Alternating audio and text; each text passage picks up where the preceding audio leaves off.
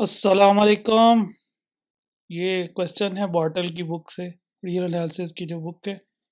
हमने शो करना है कि n is less than equal to 2n for all positive integer n। तो इसको मैं प्रूव करूँगा by mathematical induction. So let's see the solution. सबसे पहले हमारे पास ये बेस केस है जिसमें हम n को 1 ले रहे हैं। तो n को 1 रखेंगे लेफ्ट हैंड साइड पे और राइट हैंड साइड पे, तो हमारे पास आ जाएगा 1 is less than 2 power 1, or which becomes 1 is less than 2. It is true for n is equal to 1. Induction step में हम सबसे पहले अज्यूम कर लेंगे कि this statement is true for some positive integer k, that is k is less than 2 power k।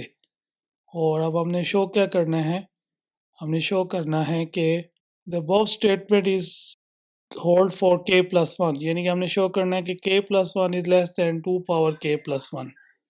सो अब मैं consider करने जा रहा हूँ k प्लस 1 और इस चीज़ को लेके आऊँगा on the right hand side.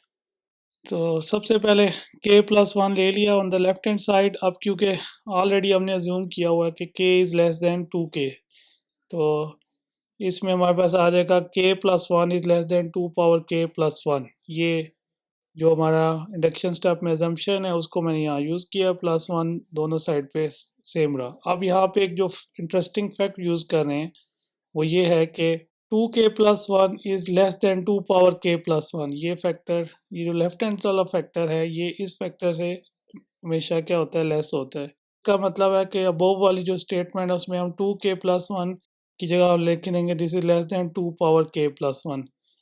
तो जब हम कंबाइन करेंगे तो हमारे पास लेफ्ट हैंड साइड पे है k plus 1 and this is less than 2 power k plus 1।